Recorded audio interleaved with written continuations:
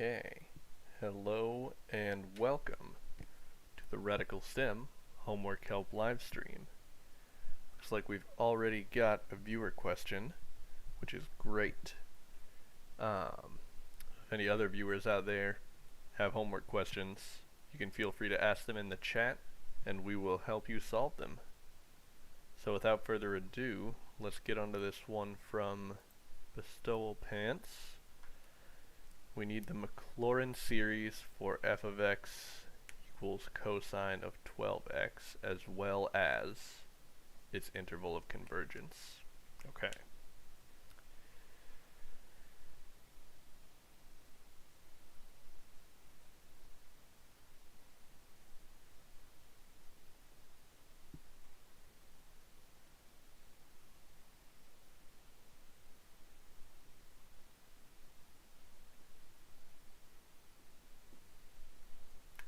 Okay, so I believe I get fuzzy on the definitions of Maclaurin and Taylor series, and I usually have to look them up. I believe Maclaurin series is just centered at 0, or is the Taylor series the one centered at 0?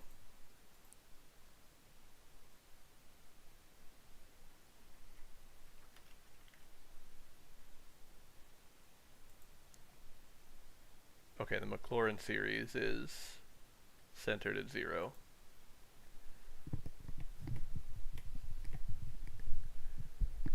So we should be able to just use the formula that f of x is equal to the sum of, I'm going to go from 0 to infinity. We have the nth derivative of the function at 0 over n factorial times x to the n. Yeah.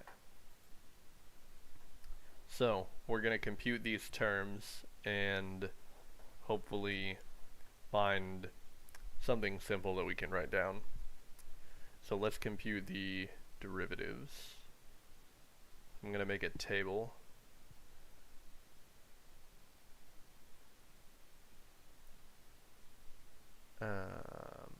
We'll do of x, and then we'll do another column for of 0.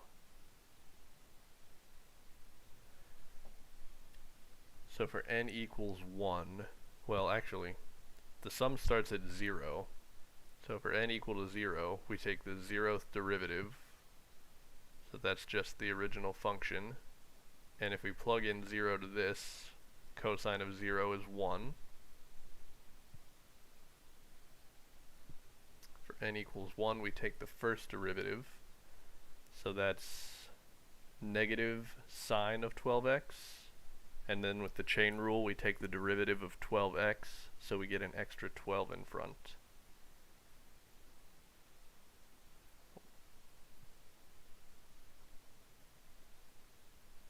And if we plug in 0, that's going to be 0, since sine of 0 is 0.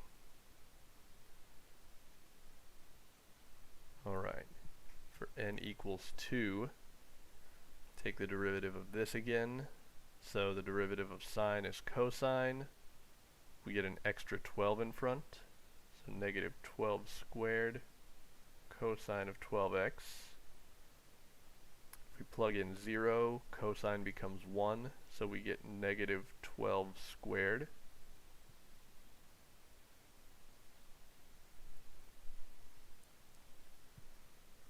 N equals 3. We get another negative sign that'll cancel out this one, as well as another 12. So we'll have 12 cubed sine of 12x. And when we plug in 0, it'll be 0 again. I think with this next one we should be able to write down the general term. N equals 4. We get another 12. And we're back to cosine. plugging in 0, we get positive 12 to the 4th. So what I'm seeing here is for every odd numbered n, every odd power of n, we don't get anything. So our Maclaurin series will actually only have even powers of x. X to the 0, x squared, x to the 4th. So I think we can say this is x to the 2. I'm going to call it k instead of n, so I don't get it mixed up with this over here. So then this would be 2k factorial, and our 0th derivative, or our derivative at 0, it's going to be alternating from positive to negative, so we'll need a negative 1 to some power, and we'll have a 12 to some power. So for x equals 0, when k equals 0, it's just equal to 1, so we would need a 12 to the 0th power. So I think we can do k there.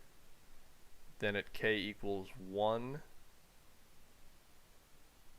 we'll have x squared, and we would need 12 squared, so we'll also make that 12 to the 2k.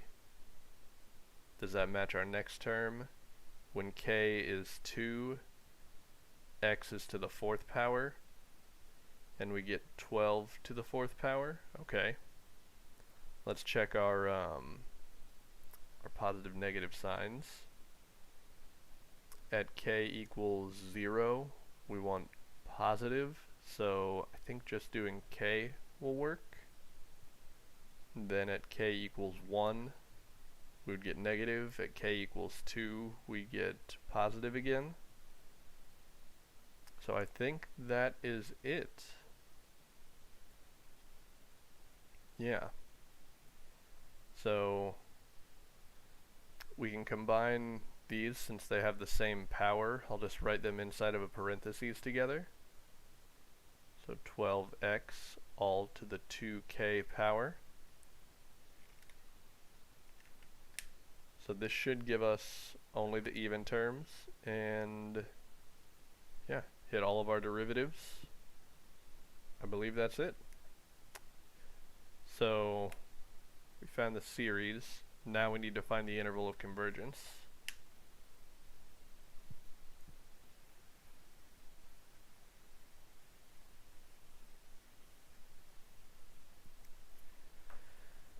So my first instinct is always try the ratio test because it's the easiest.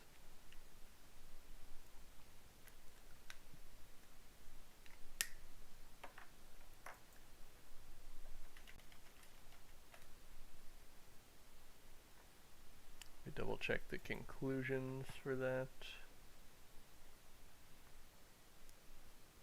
So if the limit we get is less than 1, the series converges. Makes sense, because we're putting the n plus 1th term over the nth term. Okay.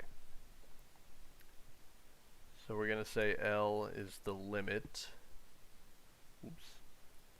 as, I guess we'll do as k goes to infinity, of, if this is our ak, we'll do a of k plus 1 over ak in absolute values.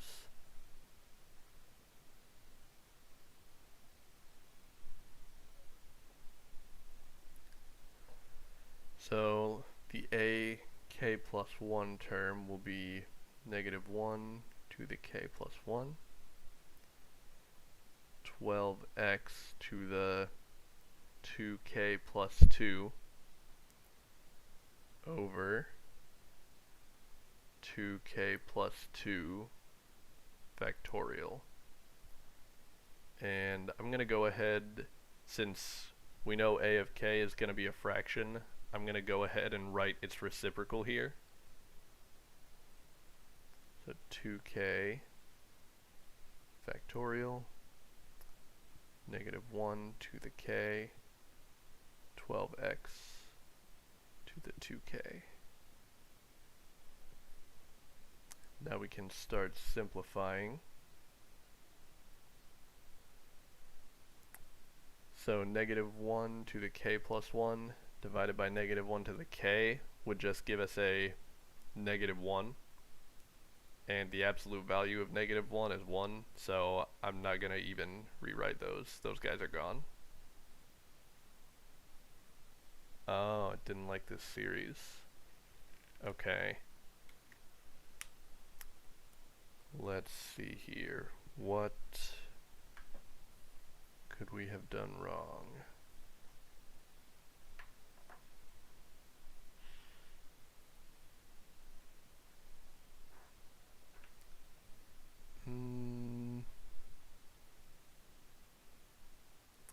Maybe the factorial wasn't right. Oh, was it a typing mistake or something? Okay. So this is the right series?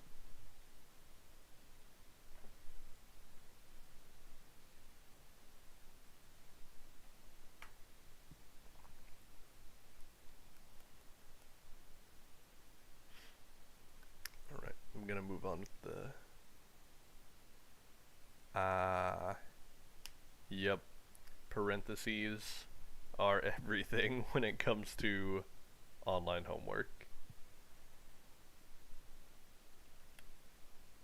Okay, so where were we? -1s are gone. We'll have a 12x squared left over. And 2k plus 2 factorial with 2k factorial. See, if we write those out, we would have 2k plus 2, 2k plus 1, and then 2k factorial.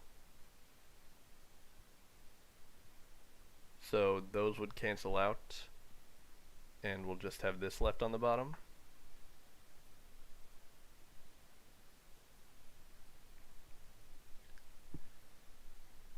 And we're only taking this limit with respect to k. So on the bottom we have a degree of k squared, because if we multiplied this out we would end up with a 4k squared. And on the bottom, or on the top, our degree is k to the 0. There's no k's up there. So when we evaluate the limit, it's just going to go to 0, which is less than 1. So by the ratio test, that means the series converges for all values of x.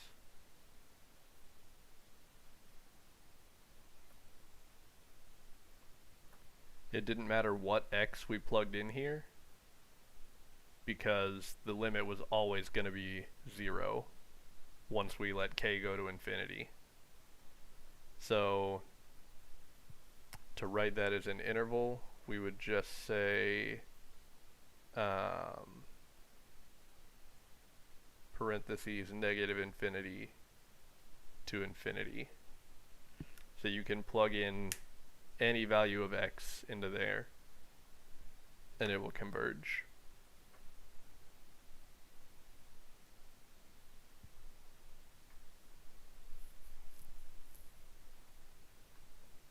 And hopefully the online homework likes that interval.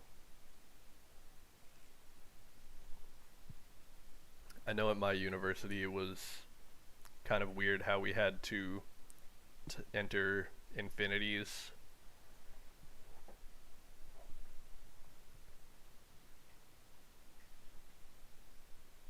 no problem.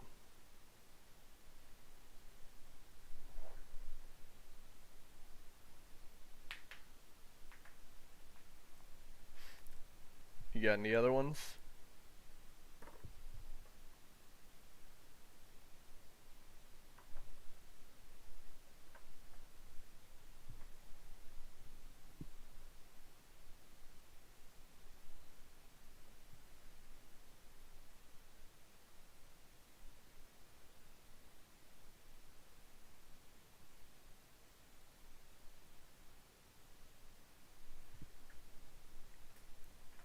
Just gonna work on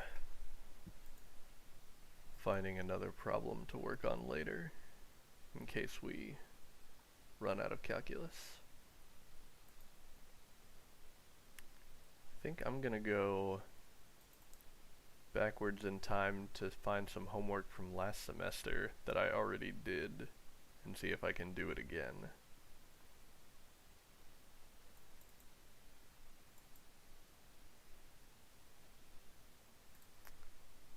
Okay, natural log centered at 7. Okay.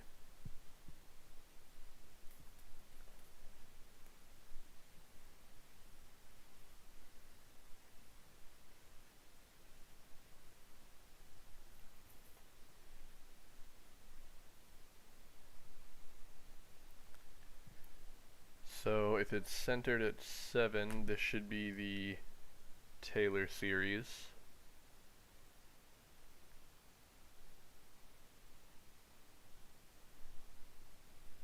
Natural log of x, Taylor series at 7. So for a Taylor series, we have mostly the same formula. We'll have our nth derivative at c instead of at 0, and x minus c to the nth power. Okay, let's get our table going again. N, the nth derivative, and the nth derivative at c, but not like in the ocean.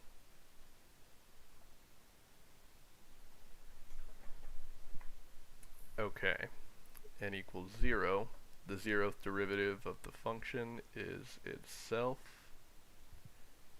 Oh, and I guess that's not c, that's just 7. So then that would be the natural log at 7. It asks about c1 through c4, but that's just plugging in c for the derivatives.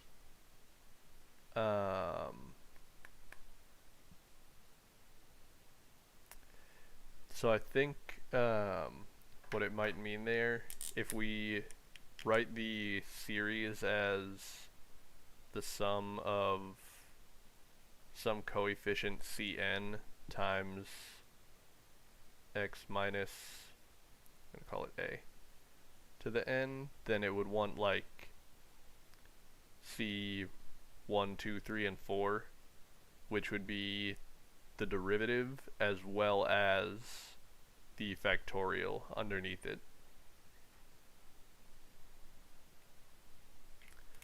So maybe I'll just go ahead and move this over, add another column here, so that we can just make that a part of the table.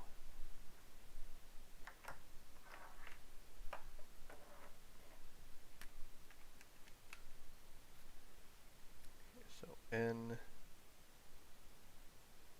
derivative at 7, and the coefficient.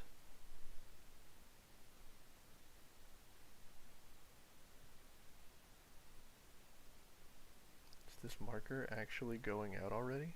Wow. Okay. 0, the function itself,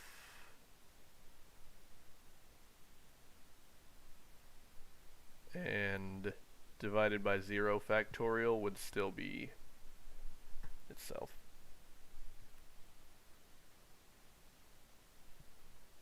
n equals 1. Derivative of natural log is 1 over x, or x to the negative first power. So here we'll get just 1 over 7, and then 1 over 7 divided by 1 factorial is still 1 over 7. I'm actually just going to write that as a negative power. That'll probably be easier to fit inside this table. Okay, n equals 2. Taking the derivative of this, we get negative x to the negative 2 power. Then we would have negative 7 to the negative 2 power, or negative 1 over 49. And now we would have divided by 2 factorial, which is just 2.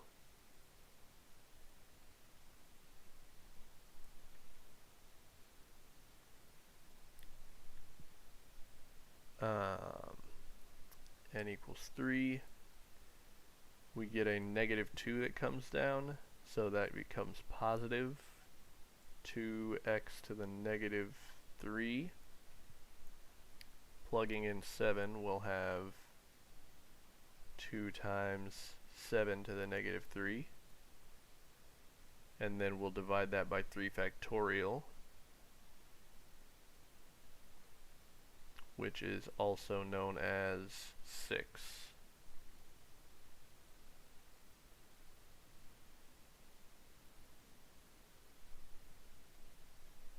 N equals 4. Bring down the negative 3.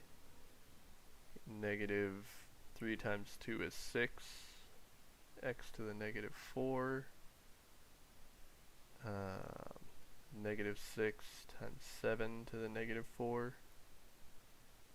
And over here, dividing by 4 factorial, 6 times 4 is 24. So these should be C1, C2, C3, and C4. Could try to rewrite them as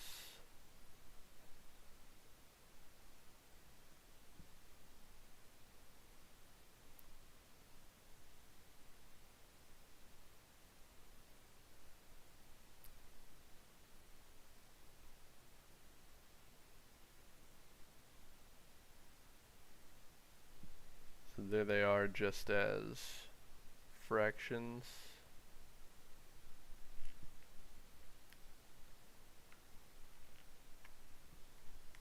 So does it want you just to type in C1 through 4, or does it also want you to give the formula for the series? Because we can write that one down as well.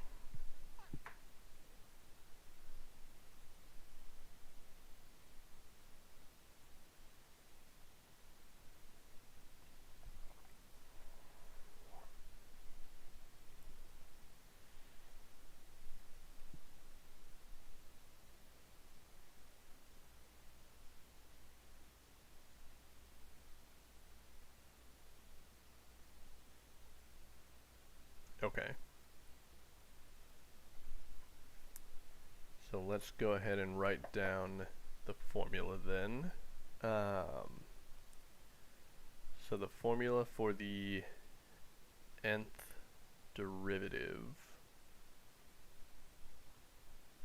I know we can write this as a formula pattern, but the natural log of 7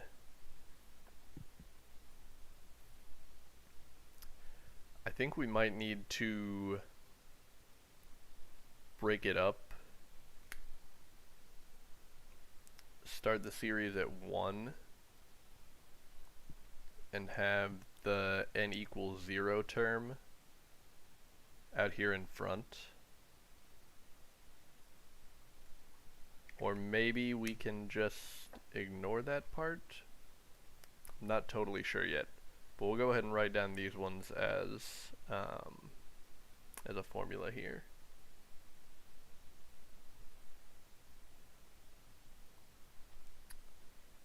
So we obviously have 7s to a negative power, and in fact it's a negative power equal to n. So 7 to the negative n. We have alternating positive negatives. We get positive on 1, negative on 2. So I think that would be negative 1 to the n plus 1. And we're starting to build a factorial in front of us. When we're at 3, we have a 2 factorial. When we're at n equals 4, we have a 3 factorial. So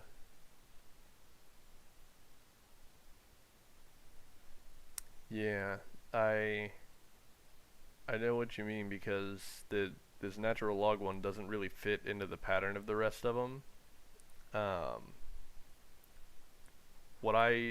The way I try to do this and the way I laid it out in the table is I try to keep all the pieces separate. So instead of getting, instead of writing 1 over 49 or 2 over 343 and turning that into something else, I just try to leave all the pieces that are showing up the way that they are, and that usually makes it easier to see how this formula is changing with each consecutive term.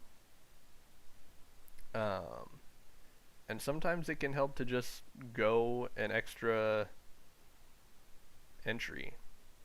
Like if we go to n equals 5, we would bring down a 4 here, as well as a negative. So 6 times 4 is 24, x to the negative 5th, 24 times 7 to the negative 5th. And then we kind of see the pattern continuing. If these were wider boxes, I would write this. I mean, I guess I can. We can fit it 2 times 3 times 4 times 7 to the negative 4. Negative 2 times 3 times 7 to the negative 4. So when you see like these numbers continuing to pop up, it's like, oh, I went from 2 to 3 times 2 to 4 times 3 times 2. That's how it's easier to be able to see the factorial showing up. And I can see that when we're at 4, we have a 3 factorial. When we're at 5, we have a 4 factorial. So this is actually going to be n minus 1 factorial. And then we can simplify this n factorial. We can break off the n and then have n minus 1 factorial left over. So then n minus 1 factorial cancels with the other one.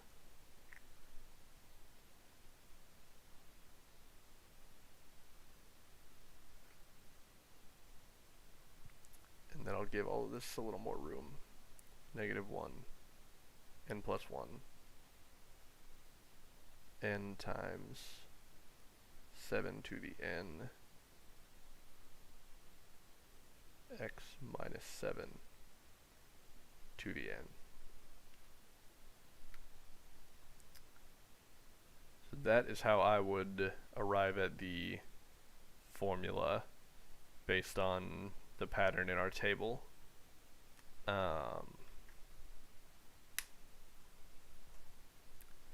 Still a little weirded out. Why is the factorial in the numerator?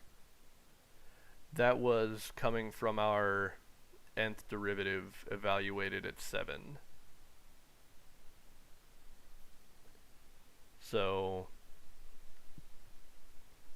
like if we were writing these out one at a time, like f of x equals natural log of 7 for the 0th term. The first term we would have 1 over 7 times x minus 7 minus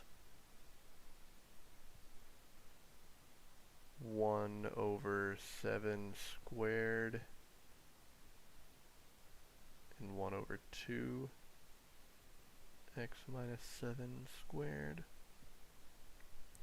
plus we would have a 2 on top, 2 over 7 cubed, and from the n factorial that is in our general formula we would have a 3 factorial here, x minus 7 to the third minus 2 times 3 over 7 to the fourth, 1 over 4 factorial, x minus 7 to the fourth. So I can see on the top here we get like 1 is 0 factorial, 1 is 1 factorial, 2 is 2 factorial, 3 times 2 is 3 factorial, and if we keep going we can see that evaluating our derivative at 7 is making a factorial show up in the numerator, but it's always for n minus 1. So if we're at the n equals 4 term, we get 3 factorial. If we're at the n equals 3 term, we get 2 factorial.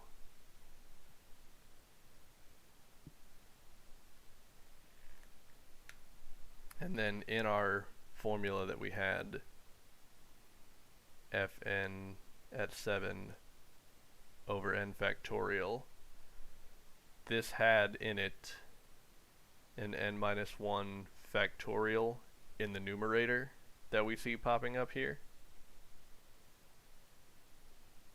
And then we can simplify that with the n factorial on the bottom. Then they cancel out, and all that's left is 1 over n.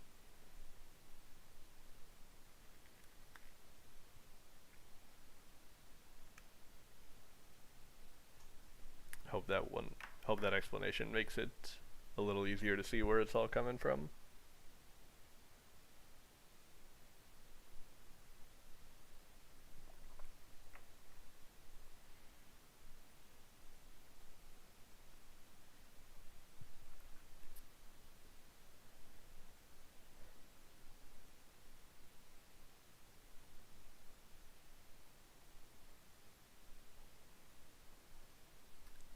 And if you are good with that explanation and you don't have any more questions about this, just let me know and we will move on to finding the interval of convergence. I'm going to work on finding. Okay, cool. Let's do interval of convergence. Woo!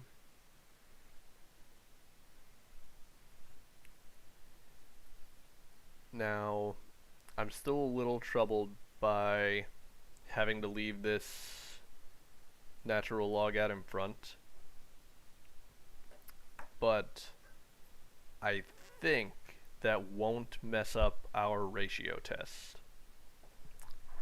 Since the ratio test involves taking n to infinity, the n equals 0 term is not as important. We know this is a finite number, so if we can do this with the rest of the series and it still converges,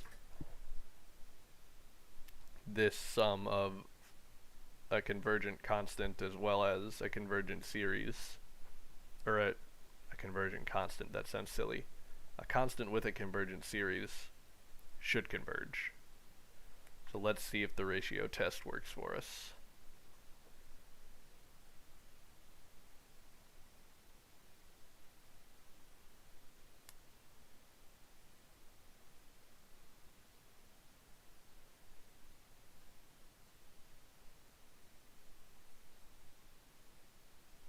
Okay, the n plus 1 term,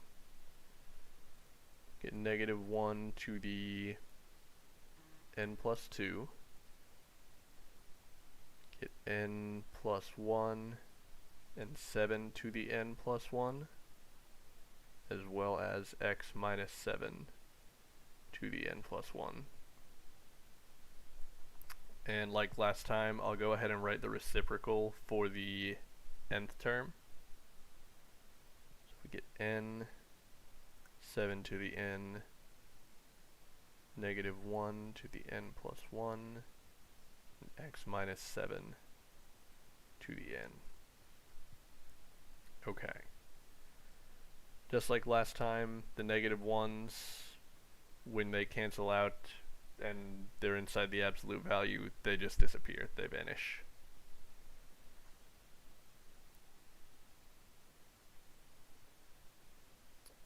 So x minus 7, we have an n plus 1 power on top with an n on the bottom. So we'll just have 1 left over on top. We have 7 to the n and 7 to the n plus 1. So we'll have a 7 left over on the bottom. And then we'll have n and n plus 1 hanging out there. And this part is independent of n, so I'm going to go ahead and bring it outside of the limit. I'm going to write the limit here. We'll have the absolute value of x minus 7 over 7. So we have n to the first power on top and n to the first power on the bottom. So when n goes to infinity, this limit will just be 1. Now we actually have something interesting to do with the ratio test. We want x minus 7, absolute value, over 7 to be less than 1. So we're actually going to have a restriction for x.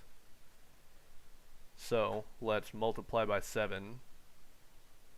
We get the absolute value of x minus 7 is less than 7. And having an absolute value in an inequality like this means that I believe that's an if and only if statement, that this is between negative and positive 7. So then if we add 7 to all sides of this inequality, we get x being in between 0 and 14. So that should be our interval of convergence.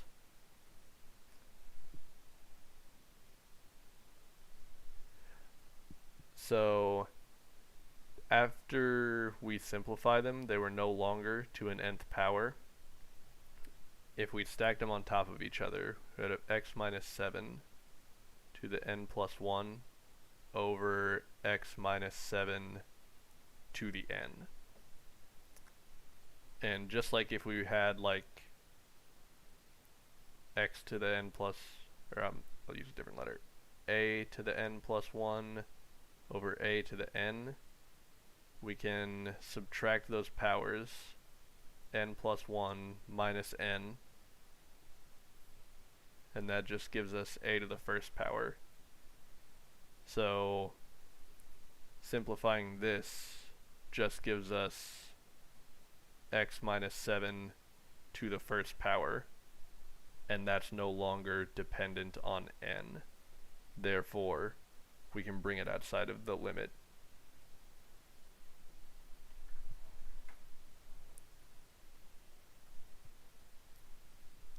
Okay. So this as an interval, we go from 0 to 14, and they're both strictly less than symbols, so that would be parentheses for our interval of convergence.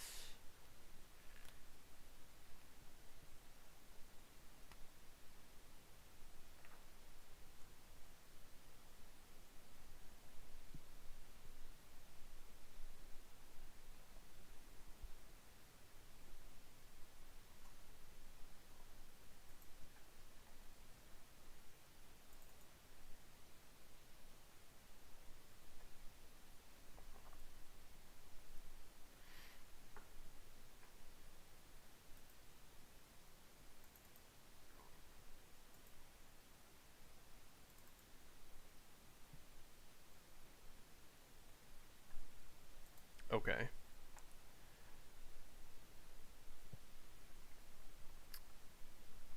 So, let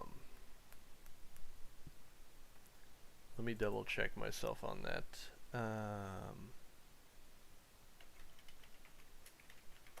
Absolute value inequality.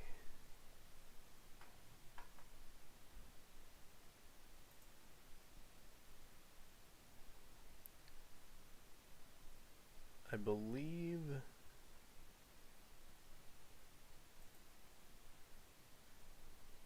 yeah, okay.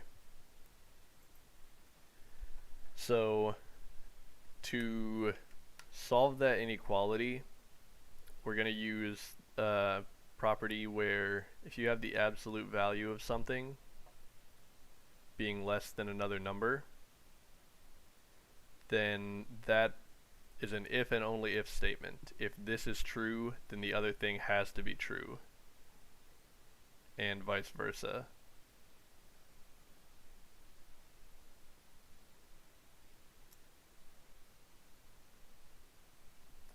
So if the absolute value of something is less than a number, then it has to be true that that number is in between negative and positive of the other thing. You can kind of think about that like if you draw a number line. I'm going to put it up here. So let's say we're looking at absolute value of x less than 1. So this is saying if you take the absolute value of x, which gives you a positive number, it has to be less than 1. It has to be right here. So that means that either x was already this positive number that's less than 1, or it was negative that number, which is greater than negative 1. So if your absolute value, you're only allowed to reach this part of the number line, then you could only have started somewhere on these two parts. You have to be in between negative and positive of that boundary. So that's how we go from this statement to, or no, that's how we go from this statement to this one. So because this thing in absolute values is less than 7, that means the thing inside of our absolute value has to be in between negative and positive 7.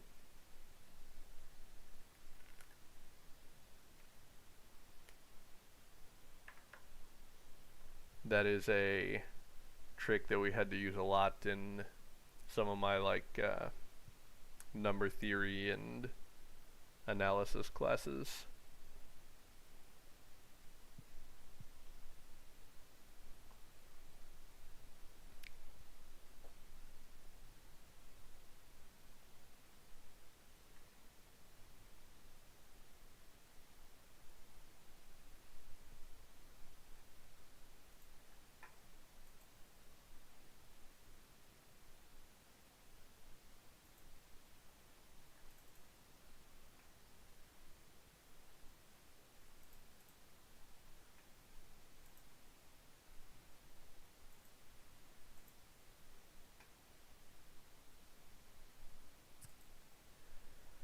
the 0 and 14, once we've reached this point, we have x minus 7 in the middle. But we don't want an inequality that tells us about x minus 7. We want an inequality that tells us about x. So, an inequality is just like an equation. We can add stuff to all the different parts of it. So I'm going to add 7 to all the 3 different parts of the inequality. So negative 7 and positive 7 cancel out to just give us x in the middle. Negative 7 and positive 7 give us 0 here, and 7 plus 7 is 14.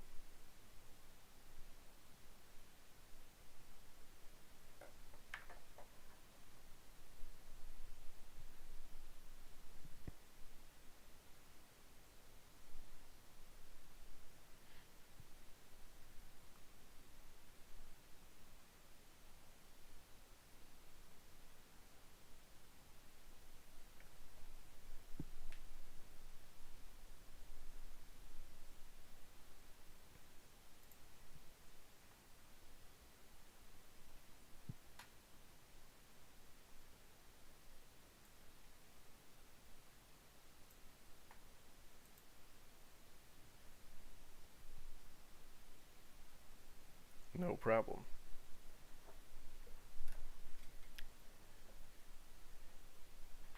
If you have another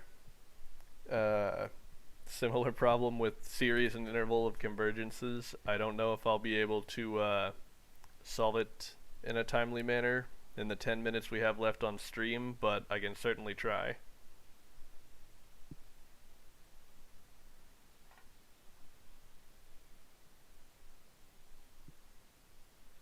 Oh yes, natural log of 0 is a big problem. So, if you look at a graph of natural log,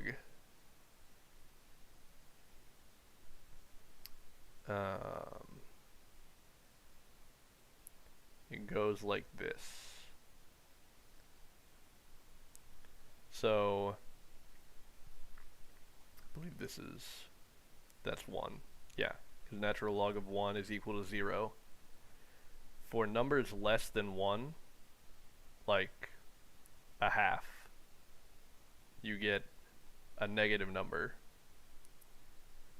And if you put in smaller and smaller negative numbers, like 0.001,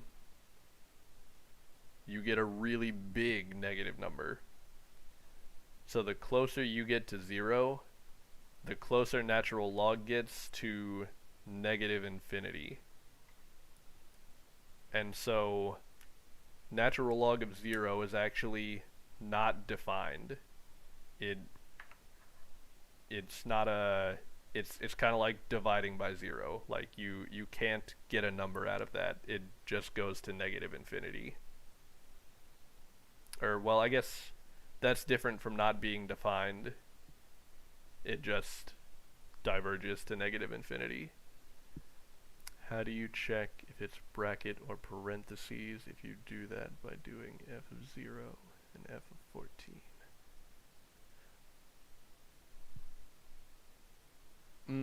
Oh, for the interval of convergence, I don't think we need to do that. I know what you're talking about. I remember having to check the endpoints that way. But because for the ratio test, we need the value of this limit to be strictly less than 1, not less than or equal to. And working with this inequality, we arrived at x being in between 0 and 14, but x cannot equal 14, and x cannot equal 0. So I think that tells us that we don't need to include the endpoints, and we can just use parentheses.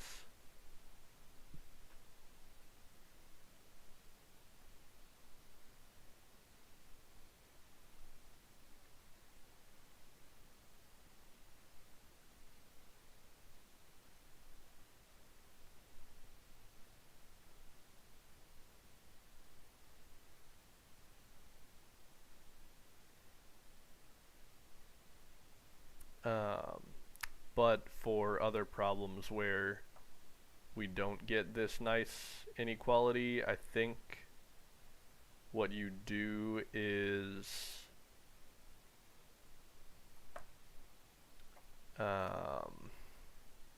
shoot, how do you do that? It's been a while since I've had to check the endpoints of a interval of convergence that way. I was thinking you could plug in the endpoint to this, but that wouldn't really help us. Oh, but yeah, now I see why you were asking about natural log of 0. Yeah, we definitely could not plug in 0 to this function, so automatically I think we can say that endpoint is not included. But for the same reasons I said earlier, I think we can also exclude 14.